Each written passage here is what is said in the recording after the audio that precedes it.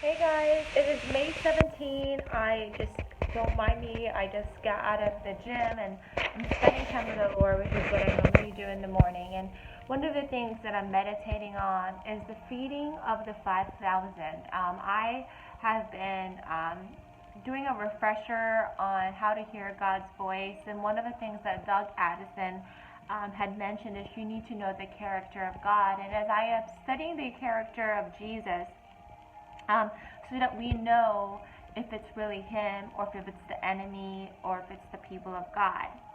I mean, the people of God, but people, sorry, men. And one of the things that as I am meditating on Matthew 14, I noticed that he always had compassion on people. He always took care of the people's needs when he saw that the crowd was hungry. He took what little they had and he multiplied it. And he was confident in the miracles of the Father. Like he just said, okay, give me what you have. Like not even asking not with any doubt. And so what I did this morning is I took my wallet, I raised it up, and I said, God, take what little I have. I'm not a millionaire. I'm not, I'm just a regular person. And I asked the Lord, take what little I have and multiply it so I could feed your people.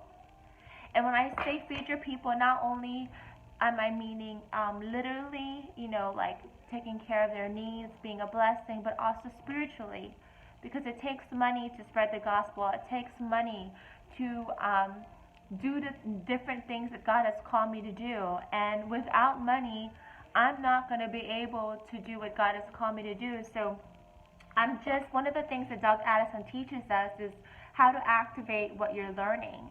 There's one thing to learn, but there's one thing to actually activate it. And activating means applying it and basically taking that leap of faith and practicing what you're learning to see if it works. And that's the only way for you to activate your faith. So I just wanted to document this because I think it's important that I document it. I don't know why, but it's important. So again, it's May 17, 2018.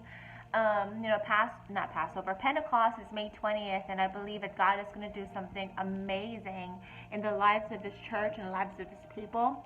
There's been a lot of prophetic words about Esther lately from Lorelei Cooley. There's more. Lana Bowser, I think, said something about Esther and other men and women prophetic voices. I mean, just Google. There's a lot of things about Esther right now, and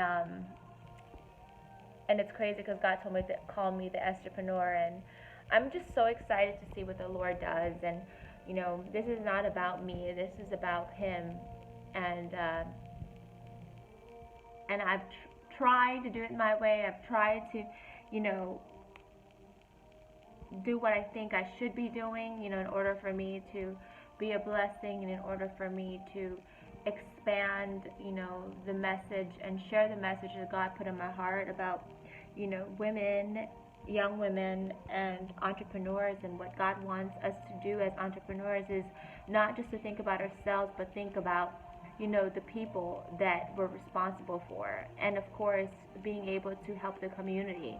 I mean, that's what entrepreneurs are supposed to do. It's not just about them and the fancy cars and all the things that they could do with for their family. I mean, it's good to take care of your family, but the most important thing is, are you being a blessing? Are you utilizing the resources that God has given you? Like, are you a good steward of what God has blessed you with, or are you only thinking about yourself?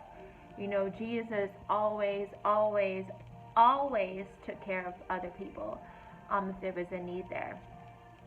So that's one thing about I love about Jesus. And one of the things that I have to say is, one of the things that I've learned is always celebrate purity and truth.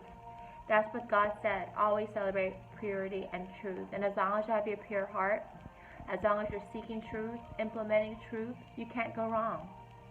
You can't go wrong. People might perceive you the wrong way. People might judge you, and it really doesn't matter, because all that matters is what God thinks.